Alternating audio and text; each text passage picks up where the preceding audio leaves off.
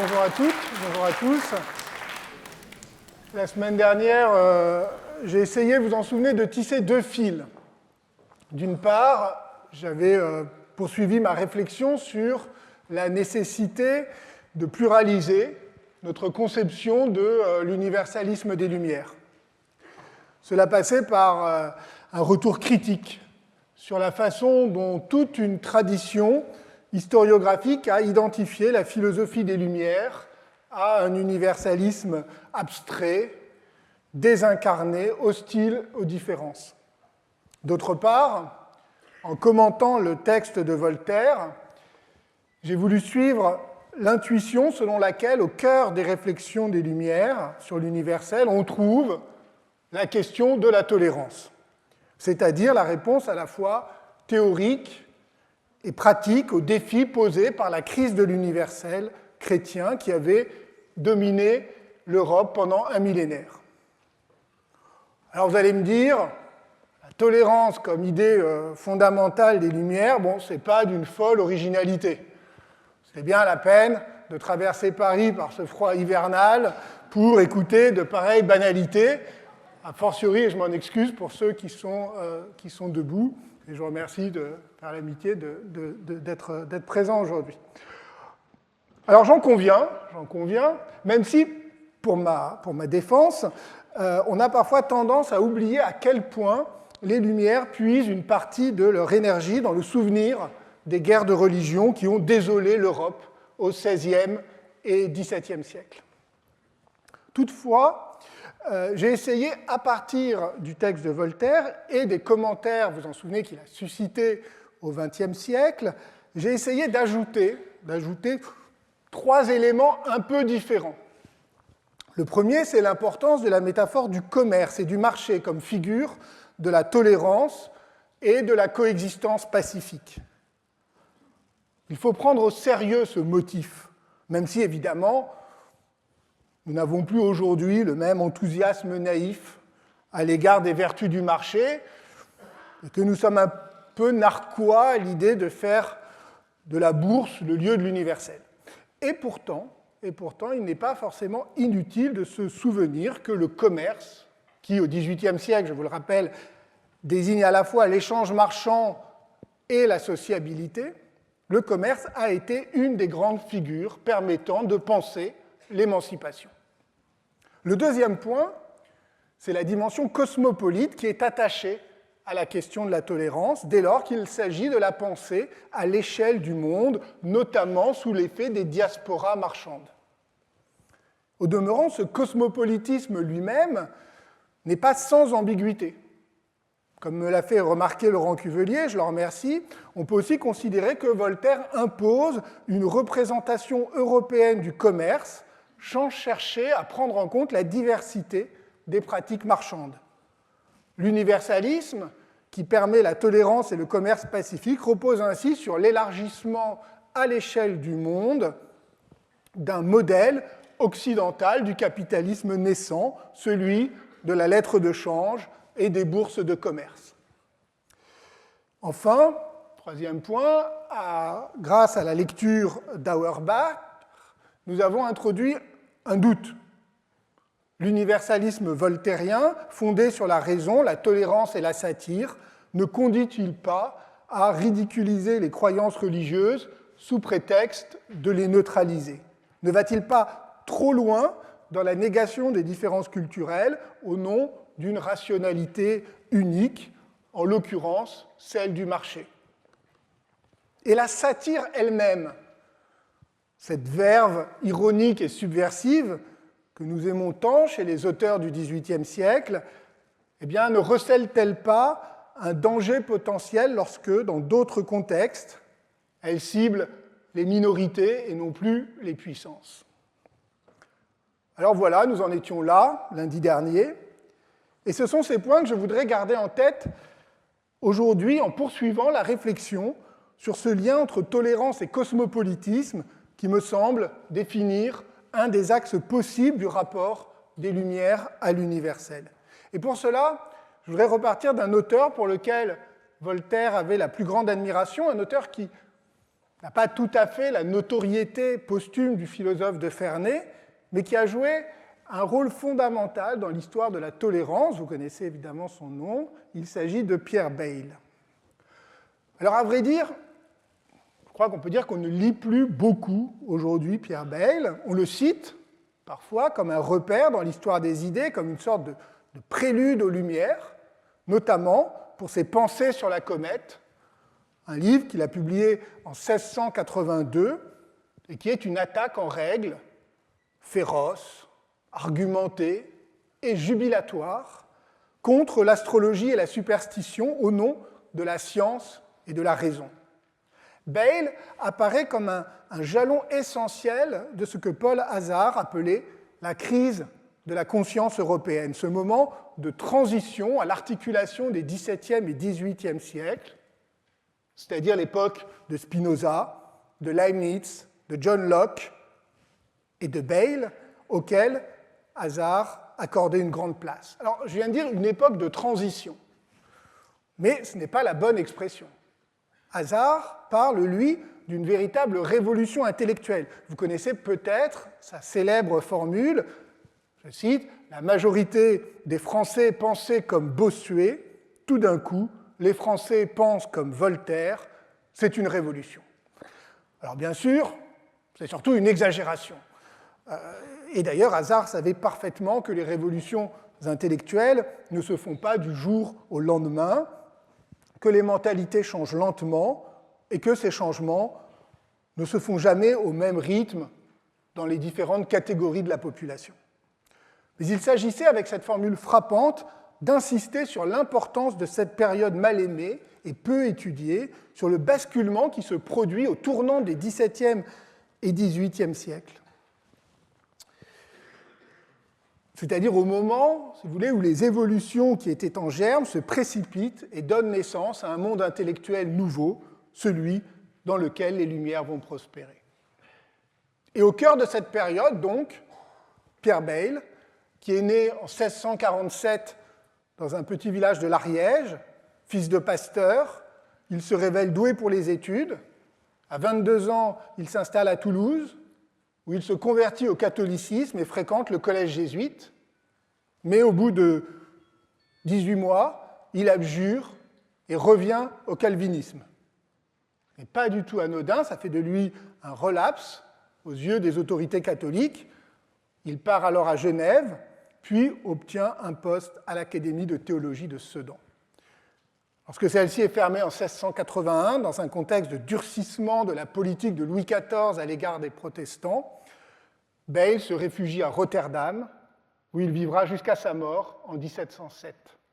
C'est là qu'il écrira et publiera son dictionnaire historique et critique, en 1696, au cœur de ce qu'on appelle le refuge huguenot, ce haut lieu de la liberté de penser à la fin du siècle. C'est là surtout que 10 ans plus tôt, Bayle, donc en 1685, apprend la révocation de l'édit de Nantes. Il assiste à distance aux violences et aux persécutions qui s'abattent sur ses coreligionnaires, et notamment les terribles dragonnades, ces violences, exactions et même tortures exercées par des régiments de soldats, les fameux dragons, pour contraindre les protestants à se convertir. Pour Bayle, c'est une catastrophe politique, mais c'est aussi une tragédie familiale. Son frère Jacob, qui est pasteur, qui est resté, lui, en France, est arrêté en juillet et meurt en prison au château Trompette de Bordeaux en novembre, malgré les efforts désespérés du philosophe pour obtenir à distance sa libération. Bayle publie alors, l'année suivante, coup sur coup, 2 ouvrages, donc en 1686, un pamphlet virulent contre la politique de Louis XIV, qui s'appelle « Ce que c'est que la France toute catholique sous le règne de Louis le Grand », et vous notez évidemment l'ironie, et surtout un manifeste en faveur de la tolérance, sur lequel je vais m'arrêter un moment, intitulé « Commentaire philosophique sur ces paroles de Jésus-Christ, contraint-les d'entrer ». Dans ce texte fondamental, Bayle polémique contre ceux qui utilisent comme argument pour justifier les conversions forcées un passage de l'évangile de Saint Luc, selon lequel un maître qui a préparé chez lui un grand repas ordonne à son serviteur, à la citation de l'évangile, va par les chemins et par les haies et contrains-les d'entrer afin que ma maison soit remplie. Depuis saint Augustin, l'interprétation allégorique de ce passage consistait à y voir une injonction à la conversion et même une justification de la contrainte. La force et la persécution sont légitimes dès lors qu'il s'agit de rallier les hérétiques à la vraie foi. Et cette interprétation venait d'être reprise par Bossuet, encore lui. Aujourd'hui, nous sommes tellement nourris de la culture moderne de la tolérance qu'il faut faire un effort pour se rappeler que dans l'univers mental de l'époque, et encore au XVIIe siècle, il y avait de fortes raisons dans cet univers de justifier la violence missionnaire. Éviter aux hérétiques la damnation éternelle en les obligeant à rejoindre la véritable Église, contribuer à la grandeur et à la gloire de l'Église catholique, unifier la monarchie sous une foi unique, selon le principe « un roi, une foi, une loi ». Bayle n'écrit ni un pamphlet ni une satire, mais un traité philosophique qui le conduit à argumenter pied à pied pendant plusieurs centaines de pages, de façon à détruire méthodiquement tout argument en faveur de la contrainte en matière religieuse. Deux principes guident sa réflexion. Premièrement, il est impossible de trancher sur le plan de la raison la question de la vérité religieuse. Celle-ci ne relève que de la foi.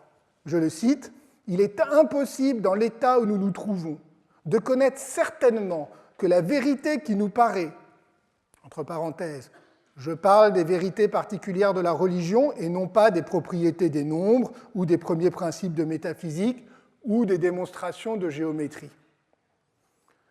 Donc, que la vérité qui nous paraît est la vérité absolue. En matière religieuse, il est impossible de démontrer qu'une religion est plus vraie qu'une autre.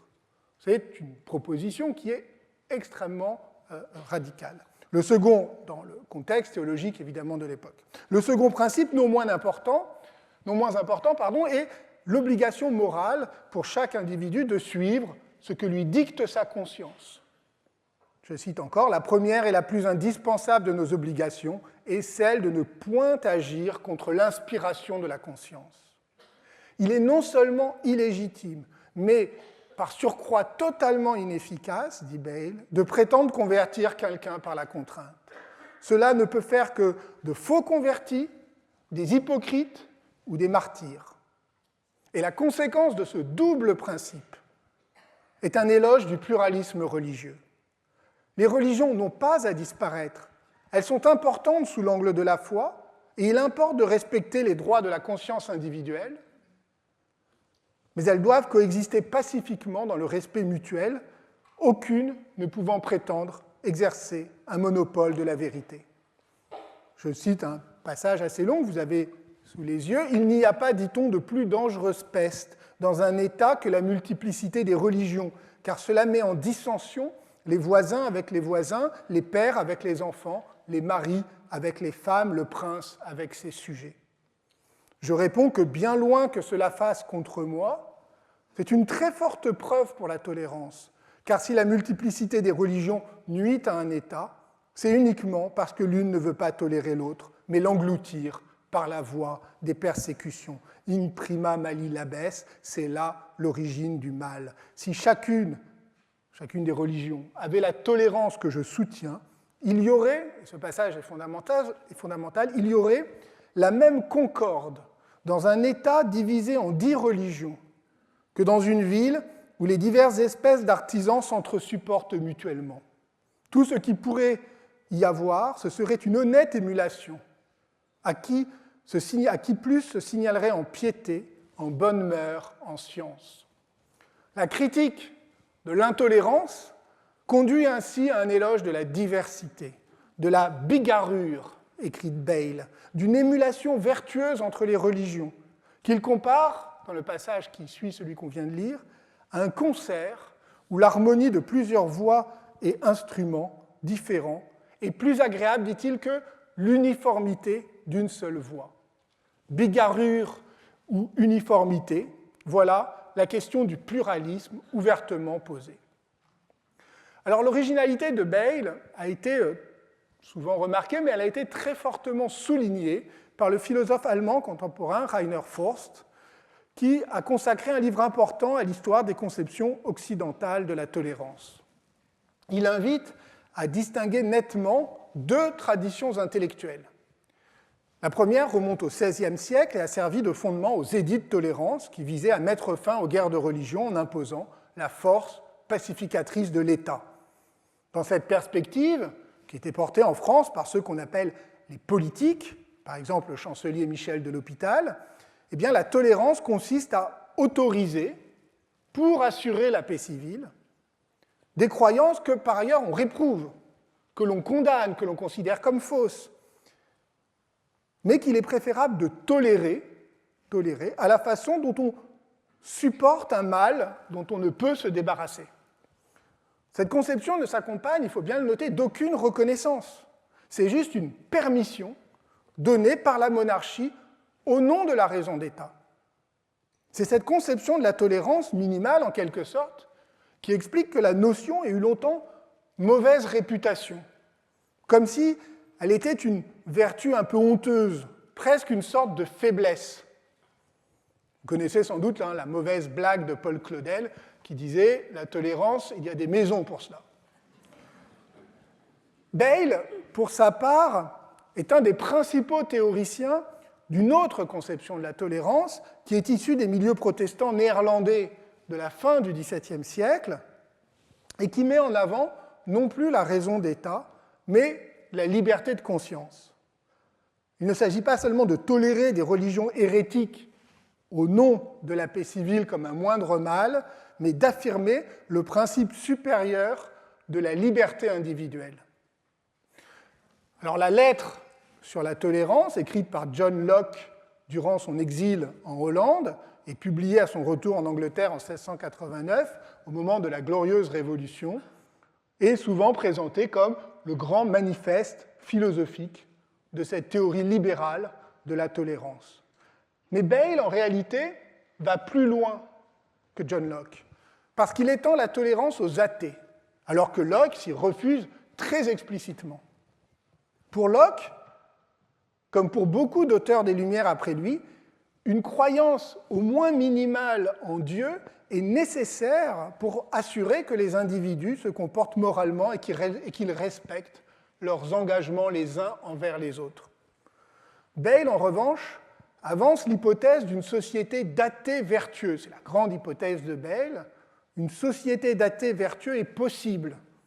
Et il pousse ainsi jusqu'à sa dernière logique, la séparation radicale de la foi, pure question de conscience individuelle, et de la morale, fondée sur la raison, qui repose sur les principes universels de la lumière naturelle, accessible à tous, sans qu'il y ait besoin de craindre la justice divine.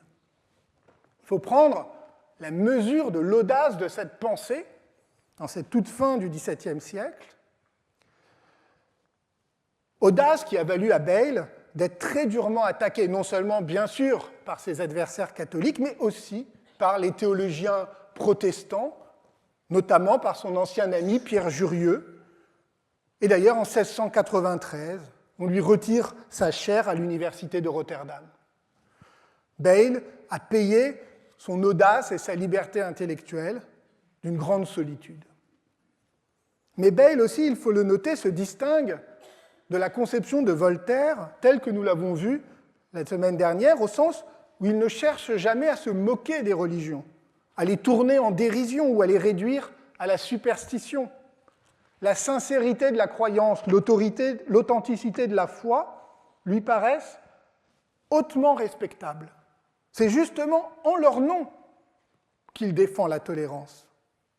Celle-ci n'exige pas seulement de voir en l'autre un semblable, comme si les différences confessionnelles n'étaient que superficielles, mais de reconnaître l'autre comme différent, et de reconnaître sa foi différente comme tout aussi authentique et sincère que la sienne, et donc tout aussi respectable.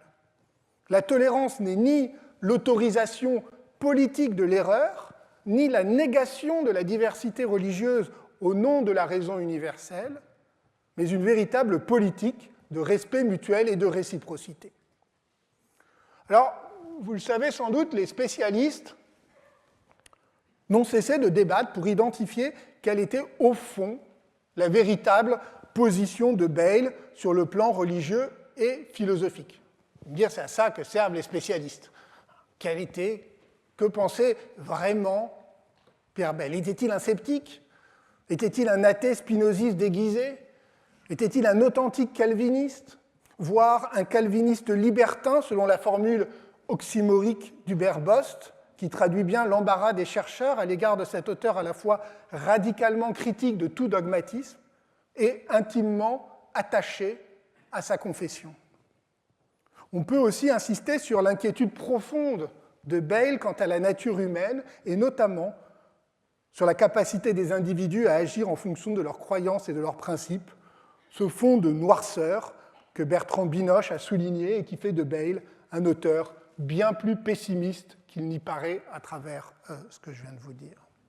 Alors plutôt que d'entrer dans ces débats sans fin, je voudrais souligner un autre point plus rarement relevé, le fait que Bayle inscrit cette apologie de la tolérance dans un horizon cosmopolite, celui d'une ouverture au monde non chrétien. Ou peut-être faudrait-il dire plutôt, c'est mon hypothèse, qu'il est conduit par la logique même de l'éloge de la pluralité confessionnelle à envisager la question de la tolérance à l'égard des religions non européennes dans une logique de réciprocité. Non seulement, je vous l'ai dit, la tolérance est élargie aux athées, et encore une fois, c'est une rupture fondamentale, mais elle est aussi élargie aux juifs et aux musulmans, et en ce sens, elle est véritablement universelle. Bayle va jusqu'à imaginer des missionnaires musulmans envoyés en Europe, et il défend l'idée qu'il faudrait les accepter. Ah, c'est intéressant ça. L'argument est double. Premièrement, celui de la réciprocité. Enfin, principalement, je vais insister sur celui-là, sinon ça va nous mettre... L'argument principal est celui de la réciprocité. Car si les chrétiens persécutaient des missionnaires turcs à Paris, ils n'auraient pas à se plaindre que les chrétiens soient attaqués en Chine ou au Japon. Lisons ce passage. Ainsi, s'ils prenaient fantaisie au mufti d'envoyer en chrétienté quelques missionnaires, comme le pape en envoie dans les Indes, et que l'on surprit ces missionnaires turcs, s'insinuant dans les maisons pour y faire le métier de convertisseurs, je ne pense pas qu'on fût en droit de les punir. Car s'ils regardaient les mêmes choses que les missionnaires chrétiens, car s'ils répondaient les mêmes choses que les missionnaires chrétiens répondraient dans le Japon en pareil cas, savoir que le zèle de faire connaître la vraie religion à ceux qui l'ignorent et de travailler au salut de leurs prochains dont ils déplorent l'aveuglement, les a engagés à venir faire part de leur lumière. De leur lumière. Les lumières sont aussi de ce côté-là. Et que sans avoir égard à cette réponse, ni les ouïr dans leur raison, on les pendit, ne serait-on pas ridicule de trouver mauvais que les Japonais en fissent autant? Vous voyez, c'est le principe de réciprocité qui pousse cette idée de tolérance jusqu'à une idée qui, dans la France, l'Europe de la fin du XVIIe siècle, pouvait paraître totalement provocatrice et paradoxale, l'idée que des envoyés, des missionnaires musulmans envoyés par les Turcs devaient être accueillis en Europe. Alors, Bayle développe d'autres arguments en faveur de cette thèse. Je passe. Je remarque une chose, c'est que Bayle a formulé, je vais insister sur une chose, c'est que Bayle a formulé des questions qui ont, après lui, traversé tout le XVIIIe siècle. Dès lors que la raison a pris la place de la religion pour fonder la morale commune et régler les comportements sociaux, quelle place faut-il faire dans l'ordre social aux religions? Faut-il les considérer comme dangereuses et inutiles, fondamentalement indissociables de la superstition et du fanatisme? Ce sera la réponse des matérialistes conséquents comme d'Holbach. Faut-il les épurer de leurs dogmes pour n'en garder que la base commune? Celle d'une morale universelle, c'est la tradition qui mène du déisme à ce que Kant appelle, à la fin du siècle, la religion dans les limites de la simple raison, qui est le titre de son livre de 1793. Ou encore faut-il faire une place à la foi et aux religions révélées, mais en les séparant totalement de l'ordre social. Et comment celui-ci sera-t-il régulé dès lors que la religion n'en assure plus la cohésion par les mœurs, par l'opinion, par le droit ou par le commerce? Alors toutes ces questions sont au cœur des débats des Lumières, mais je voudrais suivre aujourd'hui une autre piste, celle que nous avons vue s'ouvrir à l'instant chez Pierre Bayle, lorsqu'il évoque les missionnaires turcs en Europe, ou la semaine dernière chez Voltaire. L'hypothèse est la suivante: l'idéal de tolérance, qui implique la reconnaissance de la pluralité et de la pluralité légitime des confessions religieuses, ruine les fondements de l'universalisme chrétien, c'est entendu, à la fois comme idéal d'unité ecclésiale et comme ambition missionnaire.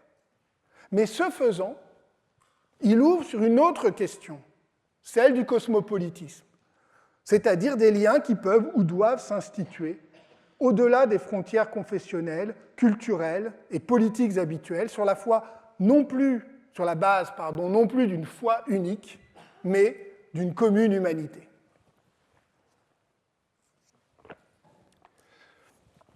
Alors le cosmopolitisme a une histoire ancienne.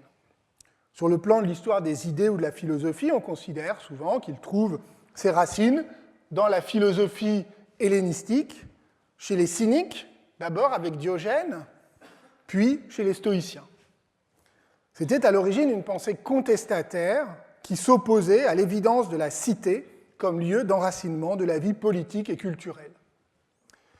Vous vous souvenez peut-être que dans l'universalisme romain dont nous avions parlé en décembre, du moins tel que Claudia Moatti le décrit, le cosmopolitisme stoïcien jouait un rôle important, notamment à travers Cicéron, en définissant l'homme par la raison et non par l'ethnicité. Mais cette perspective a été par la suite à la fois absorbée et effacée par l'universalisme chrétien. Il n'est donc pas surprenant de voir ressurgir la question du cosmopolitisme au XVIIIe siècle comme ressource pour refonder un horizon universaliste. Il s'agit dès lors de fonder la morale non sur une cohésion nationale, patriotique ou culturelle, mais sur une perspective véritablement mondiale, celle du citoyen du monde. Autrement dit, adopter un point de vue cosmopolite implique de poser désormais les questions morales ou politiques à l'échelle de l'humanité.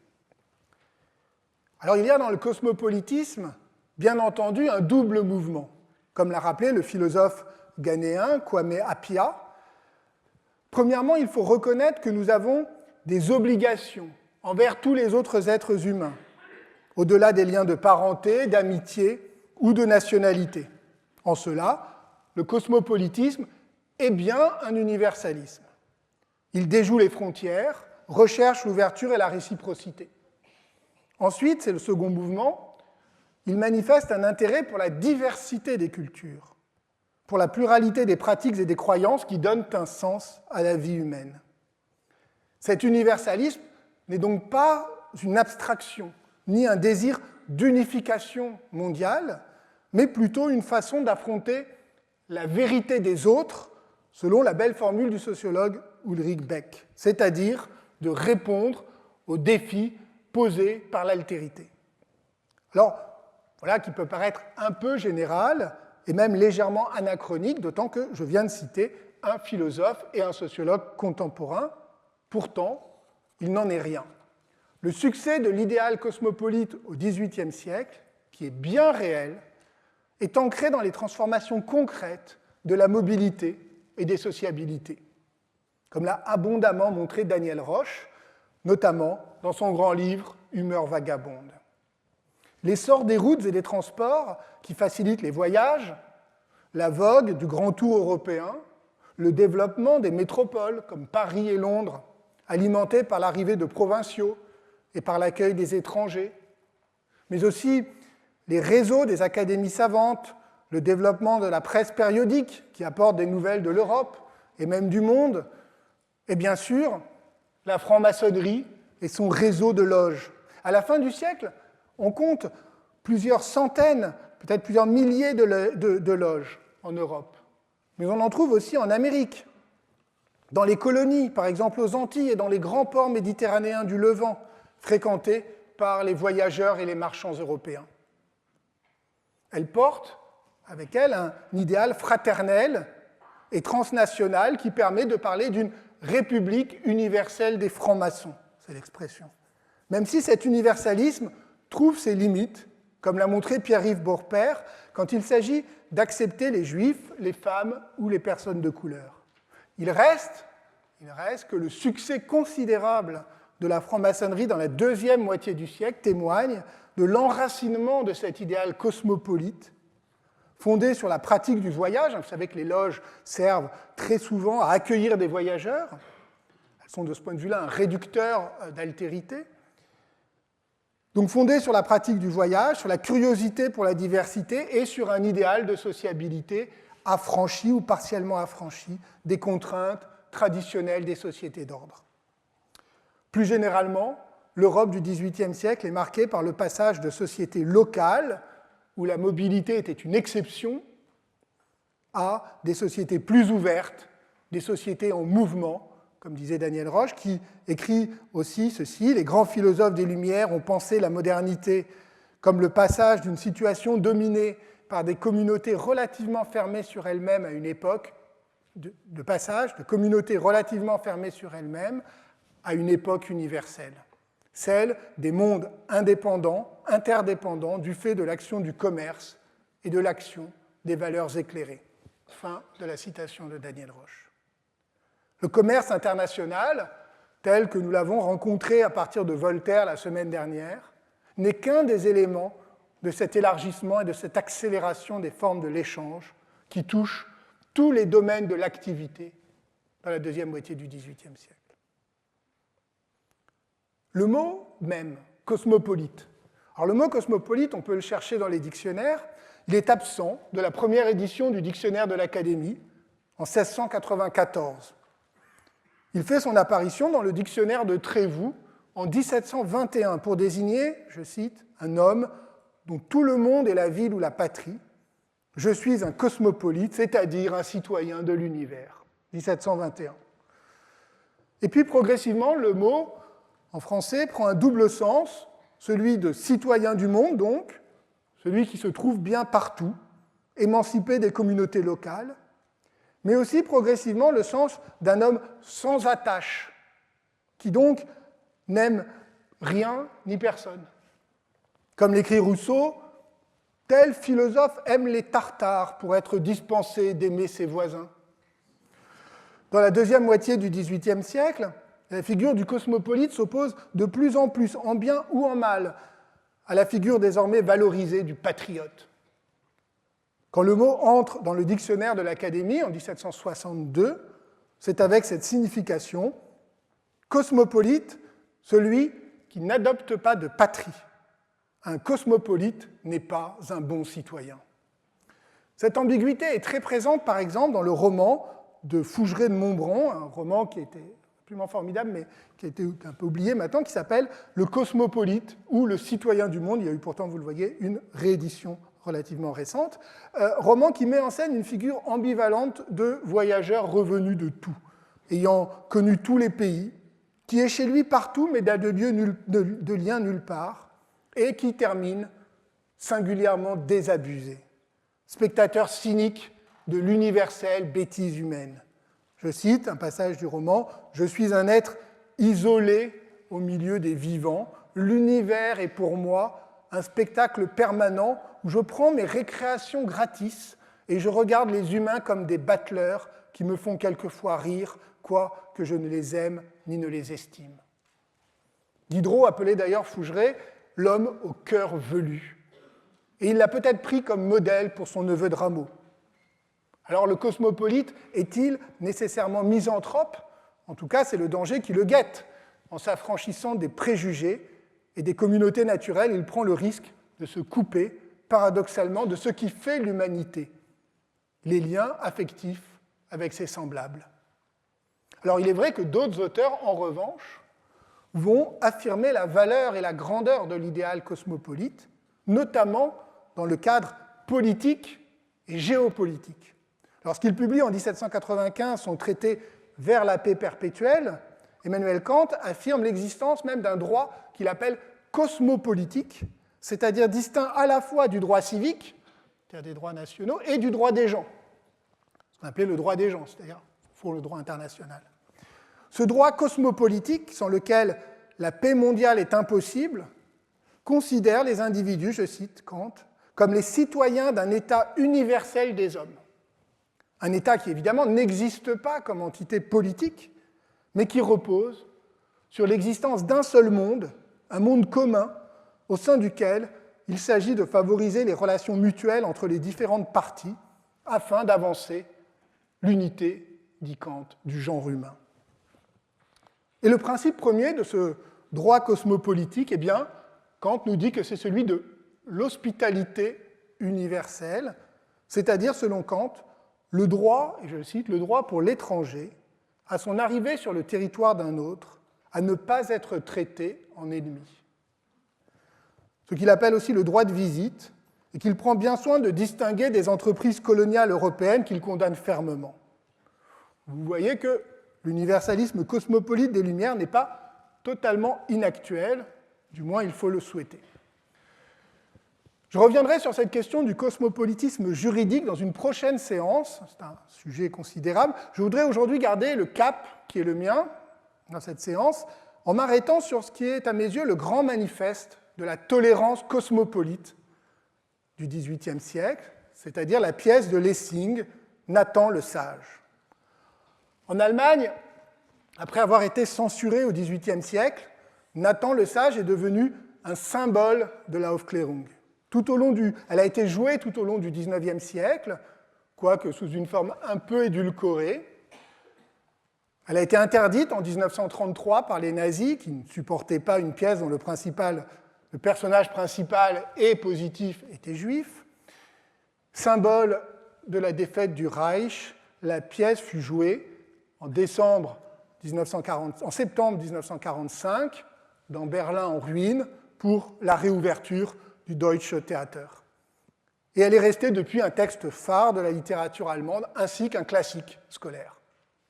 En France, en revanche, Lessing reste méconnu et Nathan le Sage n'a été représenté sur scène pour la première fois qu'en 1987, plus de 2 siècles après avoir été écrit par Lessing. Donc c'était à Gennevilliers, avant d'accéder aux honneurs d'Avignon et de la Comédie Française 10 ans plus tard. Et vous voyez, c'est très tard. Alors, puisque la pièce n'est pas si bien connue du public français, quelques mots pour vous en résumer l'intrigue. L'histoire se passe à Jérusalem, au XIIe siècle, donc pendant la Troisième Croisade, et met en scène un riche marchand juif, Nathan donc, qui élève sa fille Racha. Celle-ci est sauvée d'un incendie par un templier, c'est-à-dire un chevalier chrétien, qui vient lui-même d'être gracié par Saladin, figure de souverain musulman éclairé, qui a été troublé par la ressemblance entre ce soldat chrétien et son propre frère décédé. Alors, je ne vous raconte pas toute l'histoire, je vais directement au cœur de la pièce. Enfin, je vous raconterai tout à l'heure le dénouement. Un peu divulgaché, bon, c'est pas grave. Mais je vais directement pour l'instant au centre de la pièce, c'est-à-dire à l'acte 3, au moment où se trouve l'épisode le plus célèbre. Nathan est convoqué par Saladin, qui a besoin d'argent, mais qui décide d'abord de le mettre à l'épreuve en lui demandant de dire, au nom de la sagesse qu'on lui prête, quelle est la véritable religion parmi les 3 monothéismes. Ça, c'est l'épisode célèbre de la pièce. Nathan, qui est sage, donc, flaire tout de suite le piège. Bon, il y a embrouille. Et Saladin a beau être très tolérant et éclairé, il serait quand même assez imprudent de lui vanter la supériorité du judaïsme sur l'islam. Alors il réfléchit, il est un peu embêté, il demande un temps de réflexion, et puis il s'en sort en racontant un conte qui est évidemment une parabole, c'est l'histoire d'un vieil homme qui possédait une bague magique, qui décida de la léguer à son fils préféré, qui devait lui-même la léguer à son fils le plus méritant, et ainsi de suite. Et au bout de quelques générations, un père, incapable de choisir entre ses 3 fils, tous aussi aimables et vertueux, décide de faire fabriquer 2 faux anneaux absolument semblables au premier et d'en léguer un à chacun de ses fils en lui assurant qu'il s'agit du vrai. Ce qui enclenche, dès sa mort, de terribles conflits entre les 3 frères qui avaient beau être aimables et vertueux et s'aimaient beaucoup les uns les autres, commencent à se disputer. Chacun étant évidemment certain que ses 2 frères sont dans l'erreur, voire qu'ils sont des imposteurs, puisqu'il est le seul véritable possesseur de l'anneau.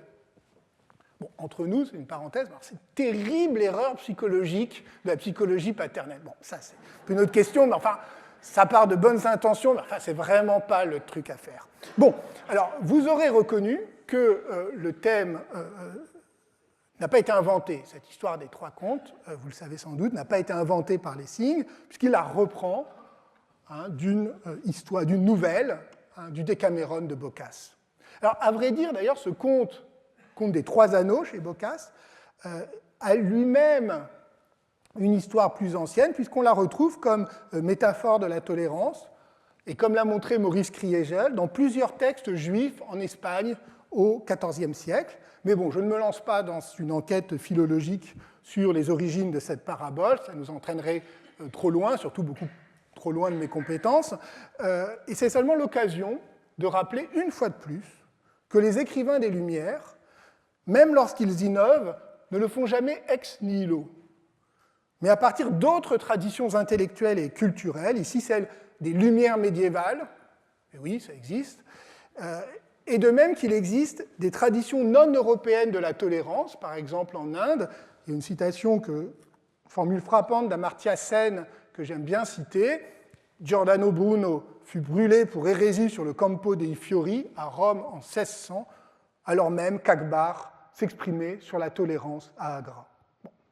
Alors, c'est une parenthèse, revenons à Lessing. Chez Boccace, l'anneau était simplement un objet précieux. Dans Nathan le Sage, il est en outre doté d'un pouvoir magique, celui de rendre aimable celui qui le porte. Ce qui est évidemment une conséquence importante, car s'il est impossible de distinguer les anneaux entre eux, on peut essayer de prouver leur pouvoir en agissant vertueusement et en se faisant aimer des autres. Autrement dit, comme le relève Philippe Zard dans son livre « De Shylock à Sinoc, essai sur les judaïsmes apocryphes », le conflit entre les 3 monothéismes n'est plus une controverse théologique ou métaphysique portant sur l'antériorité ou la vérité, il devient l'enjeu d'une émulation morale, éthique. Les religions ne sont plus fondées sur l'authenticité de la révélation, ni même sur la sincérité de la foi intérieure, comme chez Bayle, mais elles ne sont pas non plus insignifiantes ou absurdes, comme chez Voltaire, a fortiori chez les auteurs matérialistes.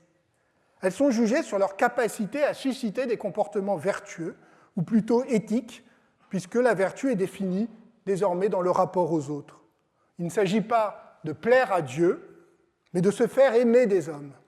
La vertu est totalement sécularisée, ce qui compte, c'est la façon dont les religions contribuent à l'œuvre commune d'humanité. Alors évidemment, la question qui se pose, que les commentateurs du texte n'ont cessé de se poser, est la suivante: est-ce qu'un des anneaux est le bon? Ou l'anneau authentique s'est-il perdu depuis longtemps? Alors dans la seconde hypothèse, les 3 anneaux sont des faux, et seule compte la moralité humaine. On peut tolérer les religions, mais elles n'ont aucune prétention à la vérité. Dans le premier cas, c'est un peu différent. Il y a bien une religion qui possède la vérité, mais simplement, les humains n'ont aucune possibilité de déterminer laquelle, a priori. Ce qui me paraît, moi, significatif, c'est que Lessing laisse cette question ouverte. Il ne veut pas la trancher, il ne l'ignore pas, mais il la laisse en suspens. Et cela correspond parfaitement à ce que l'on sait par ailleurs des hésitations de Lessing, qui a souvent reconnu être ballotté entre la foi, le déisme et le scepticisme, ce qui ne l'empêche pas d'ailleurs de se lancer à corps perdu dans des polémiques théologiques. C'est un grand polémiste, Lessing. Et d'ailleurs, lui-même a été au cœur d'une des plus grandes controverses de son temps, à titre posthume, lorsque Jacobi l'a accusé après sa mort d'avoir été secrètement spinoziste, suscitant la réaction scandalisée de Moses Mendelssohn, le grand philosophe juif allemand, ami justement de Lessing, et dont tout le monde savait qu'il avait été le modèle de Nathan le Sage. Or, la question de savoir quelle était exactement la position de Lessing sur un plan théologique ou métaphysique, là encore, comme avec Bell tout à l'heure, à mes yeux, est secondaire. Le recours à la fiction lui permet justement de mettre la vérité en débat sans trancher, en évitant tout dogmatisme, lui qui a toujours affirmé qu'il préférait la recherche de la vérité à la vérité elle-même. Il faut donc parler d'un double recours à la fiction, car la parabole est un conte à l'intérieur d'une fiction, une pièce de théâtre. C'est en quelque sorte une fiction au carré. Non seulement l'auteur Lessing laisse planer une incertitude, obligeant le spectateur à faire un effort d'interprétation, mais le personnage, Nathan, lui-même a recours à la fiction, cette fois comme un stratagème, une astuce, lui permettant d'exprimer son message sans trop s'exposer. Car ici se loge la suprême ironie de Lessing, cette parabole où tout le monde veut voir la grande leçon philosophique de la pièce. Eh bien, Lessing, lui, la présente comme une simple ruse. Vous vous rappelez, Nathan était un peu inquiet au moment de répondre à la question de Saladin. Il se croit perdu, à la limite de la panique, et puis il se décide en disant, et c'est la phrase, « J'ai ce qu'il faut pour me sauver, il n'y a pas que les enfants que l'on nourrit avec des contes. » La fable est donc une échappatoire. Elle lui permet de parler au nom de l'universel, ni en tant que juif, ni en tant que non-juif, mais au nom d'une sagesse transfigurée en puissance narrative, en inventivité fictionnelle. L'univers peut bien nous écouter, fanfaronne-t-il, avant de commencer son récit. En effet, seule la fable permet d'énoncer une vérité universelle que chacun est ensuite libre d'interpréter. Et d'ailleurs, Nathan s'en amuse. Quand Saladin lui dit que le peuple appelle Nathan le sage, il rétorque que cette sagesse n'est peut-être que de l'habileté, elle n'est peut-être que le sens de son intérêt. En ce sens, dit-il, il ne serait que, au fond, que Nathan le malin, celui qui a fait fortune avec habileté. Il affirme ainsi une proximité très grande entre l'intérêt marchand et la sagesse, ce qui est une façon aussi de tenir à distance le sérieux de la fable. Et d'ailleurs, c'est un point que l'on néglige souvent. Nathan est un marchand. Au début de la pièce, il est en voyage pour ses affaires. Et de fait, l'argent joue un rôle non négligeable dans l'intrigue, en particulier parce que Nathan prête de l'argent à Saladin, et que c'est ce prêt qui scelle leur amitié par la suite. Ici encore, le commerce, vous le voyez, est au cœur de l'idéal cosmopolite. Il est la figure même de l'échange. Le rapport du juif à l'argent est inversé, évidemment, par rapport aux stéréotypes traditionnels hostiles aux juifs.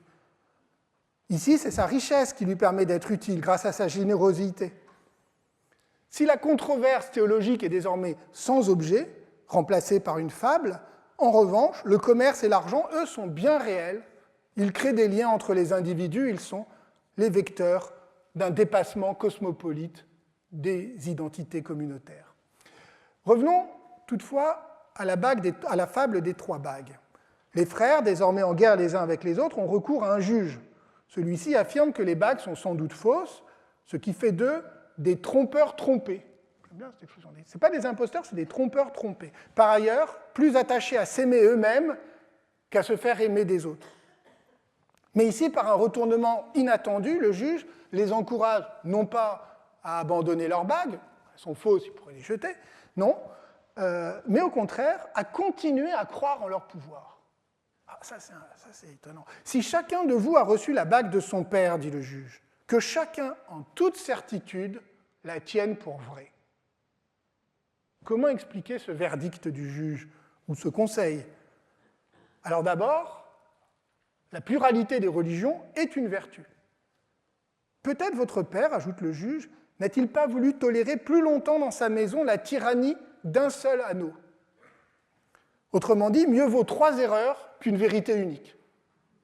Ah, c'est pas tout à fait l'idée qu'on a habituellement de l'épistémologie des Lumières, c'est intéressant.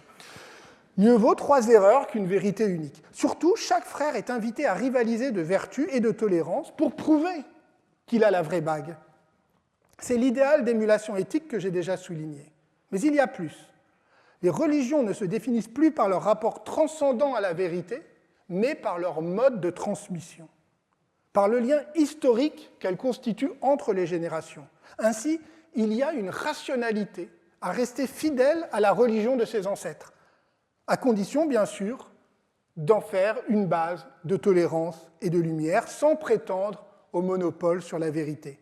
Comme le dit Nathan à Saladin, « Comment croirais-je moins mes pères que toi les tiens ?» ou inversement. Lexing suggère ainsi que chacun est légitime à rester fidèle à sa religion, à celle qui lui a été transmise, du moment qu'il n'en conserve que ce qui le fait agir dans le bien commun. La critique de l'intolérance aboutit à l'éloge du pluralisme, et d'ailleurs, Saladin insiste sur cette diversité dans le discours qu'il tient aux Templiers. Il dit « Chrétien ou musulman, n'importe, en manteau blanc ou en cafetan, avec un turban ou ton couvre-chef, comme tu voudras, je n'ai jamais exigé que tous les arbres eussent la même écorce. » Tel est le vrai sens du cosmopolitisme, non pas l'uniformité, mais la reconnaissance de la diversité. Toutefois, ce n'est pas le dernier mot de Lessing, qui affirme aussi la nécessité d'échapper à sa communauté, de se libérer des préjugés dont on a hérité. Il ne suffit pas pour cela d'en prendre conscience, d'en faire la critique, ni même de s'en moquer, car, déclare le Templier, et j'adore cette phrase, « Ils ne sont pas tous libres, ceux qui rient de leur chaîne. » Et c'est une phrase qui montre que les auteurs des Lumières étaient tout sauf naïfs quant aux capacités des individus à s'affranchir des traditions par le seul effet de la critique rationnelle. Ils ne sont pas tous libres, ceux qui rient de leur chaîne. Comprenons, beaucoup de ceux qui prétendent être éclairés et émancipés, qui jouent les affranchis, comme on dit, ils ne peuvent s'empêcher, au fond, d'éprouver de l'orgueil et de mépriser les autres. Il faut donc aller plus loin. Il faut refuser cette pieuse folie qui s'imagine avoir un Dieu meilleur.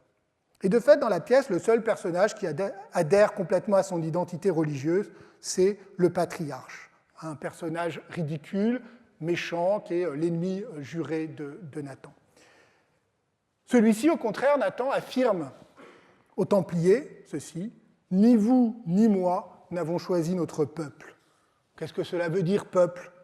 Le chrétien et le juif sont-ils chrétiens et juifs avant d'être hommes ? Et il se réjouit d'avoir trouvé dans son interlocuteur, dit-il, un homme de plus à qui il suffit de s'appeler homme. Cette dynamique qui pousse, on pourrait presque dire cette dialectique, qui pousse à s'affranchir des différences sans les renier tout à fait, eh bien, elle trouve une traduction proprement dramaturgique à la fin de la pièce à travers un coup de théâtre, sur le modèle tout à fait classique des scènes de reconnaissance au théâtre, puisqu'on apprend que le Templier est en réalité... Ah, j'avais dit que j'allais divulgacher, bon. On apprend que le Templier est en réalité... Fermez les oreilles si vous ne voulez pas savoir. Le Templier est en réalité le neveu de Saladin, et que Racha, la fille adoptive de Nathan, est sa sœur. Bon, c'est un peu forcé, on est d'accord. Derrière la diversité religieuse, c'est ça qui est important, derrière la diversité religieuse apparente, les liens familiaux réels révèlent l'existence d'une humanité commune. Seul Nathan reste sans famille, mais il est justement celui qui a permis les retrouvailles. Il est celui qui assure non seulement la tolérance, mais aussi la circulation cosmopolite, le franchissement des frontières communautaires en étant l'ami de tous. Alors, arrivé à ce stade, celui de l'amitié comme ferment du cosmopolitisme, je voudrais, comme la semaine dernière, évoquer une lecture du XXe siècle. Alors, il ne s'agira pas cette fois d'Auerbach, mais d'une autre exilée allemande, ayant fui elle aussi le nazisme, Hannah Arendt. Celle-ci, en 1959, était de retour en Allemagne pour recevoir le prix Lessing que lui attribuait la ville de Hambourg. Et elle prononça un discours d'hommage à Lessing intitulé « Men in Dark Times ». dont vous trouverez une traduction sous le titre de l'humanité dans de sombres temps, dans le recueil Vie politique, publié en 1974 aux éditions Gallimard. C'est un texte magnifique, d'une très grande force, dans lequel Hannah Arendt réfléchit sur ce qui est à ses yeux la grande leçon morale et politique de Lessing. Son sens spécifique de l'humain, fondé sur, dit-elle, une politique de l'amitié. Pour le comprendre, il faut, dit Arendt, distinguer l'amitié de la fraternité. Celle-ci, la fraternité, repose sur la compassion. Et la compassion est un affect, une passion infrapolitique, et même dangereuse, parce qu'elle conduit à un égalitarisme extrême qui repose sur l'identification. Le problème de la compassion, lorsqu'elle proclame l'égalité à l'échelle de l'humanité en général, c'est qu'elle est trop teintée de sentimentalité et peut facilement dériver en terreur. C'est, pense Arendt, ce qui est arrivé pendant la Révolution française lorsque l'humanitarisme de la pitié pour les malheureux l'a emporté sur le sens de la justice. C'est la thèse d'Arendt. La pitié nourrit, dit-elle, une forme d'enthousiasme. Elle réduit l'humanité au biologique, à la vie nue. Elle ne respecte pas suffisamment ce qu'il y a d'altérité en l'autre.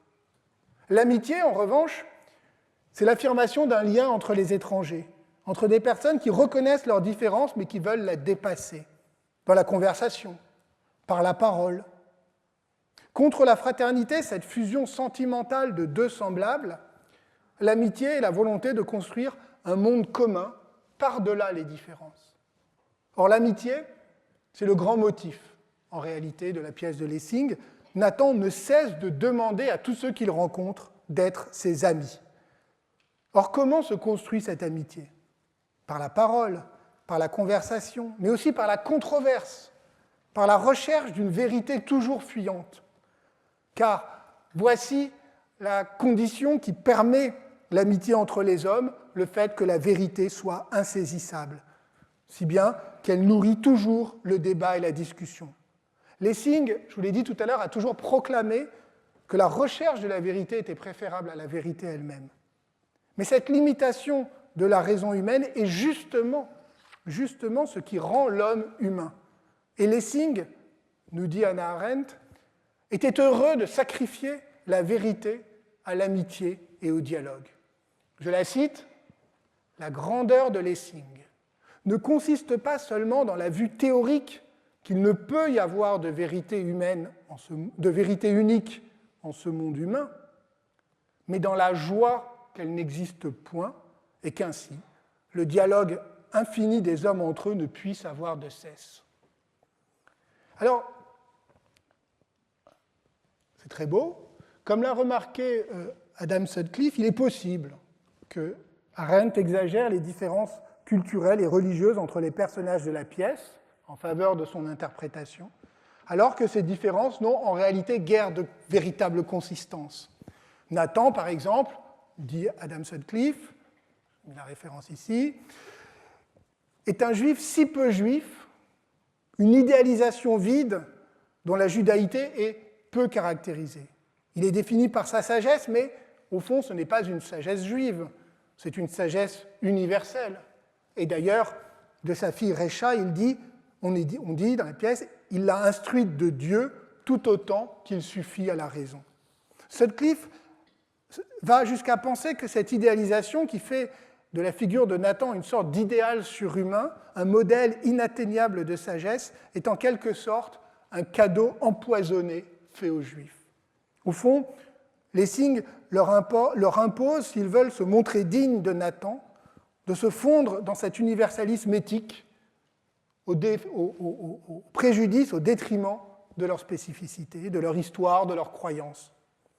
Là où Arendt voit dans la pièce un éloge de l'amitié, un viatique humaniste pour les sombres temps, Sutcliffe y perçoit plutôt une sorte de ruse de la raison éclairée.